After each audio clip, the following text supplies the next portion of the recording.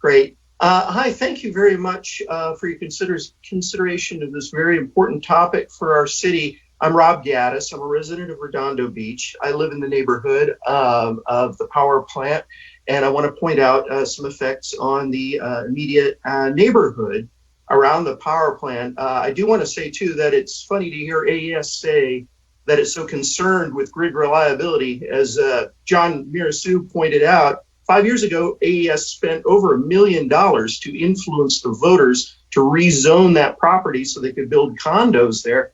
Had they succeeded, there would be no AES Redondo plant there now. So I think it's clear to all of us that this is all about money. Next slide, please. So as you know, and has been discussed, this is 1950s technology, fossil fuel generation with 21,000 people living within a mile radius. It pumps into our air hundreds of tons of deadly gas and toxic particulates every year. What hasn't been discussed yet is that we have frequent coastal marine layer inversions that direct the plant's exhaust into our homes, schools, businesses, institutions, etc. Next slide, please. This is a Google Earth photograph of the area, and this a different view on it than you've seen up till now. I do assume that my presentation has been put in your information packets, but you can see AES Redondo to the left center, and Hermosa Beach bordering it to the north. The Salvation Mindeman Senior Center bordering it to the south. You can see a half a mile to the east, the Barrel Heights Elementary School, Redondo Union High School, Paris Middle School, and there's yet another school next to Paris. A total of 4,700 students, 2 elderly care facilities, nursery schools, 3 daycare facilities, all within a half a mile of the project. Next slide, please.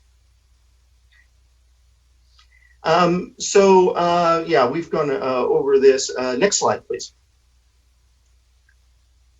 So I've detailed, and I assume again that this is in your information packet, so we'll skip through the next few slides, but we've got, I've detailed the toxins and particulates that are being pumped out by the hundreds of tons every year into our neighborhood.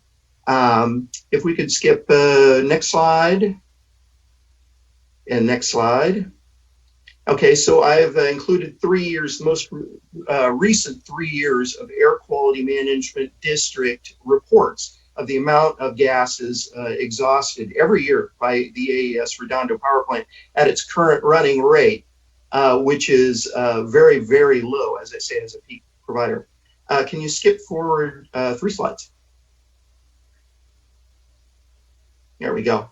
Now, the Barrel Heights Elementary School is a half a mile away, and it's at 150 feet above sea level. AES Redondo smokestacks are 120 feet high. So, and the surrounding schools are all within a couple of blocks of these. So essentially we have 4,763 kids poisoned in their schools, and the marine layer inversions also push these toxins down even lower into our neighborhoods, homes, and businesses. Next slide, please. In terms of the health effects, again, they're enumerated here, but as you're aware, it's a long list of proven health effects on children breathing these poisons and particulates. So again, to AES and others, this is not about health, it's about money.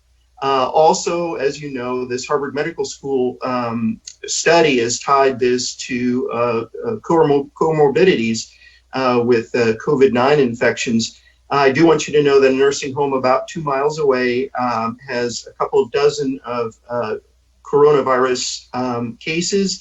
And so far, as of the last news, they've had 5 deaths. So thank you very much for your time today. And thank you for yours as well, Mr. Gaddis, and for your comments today.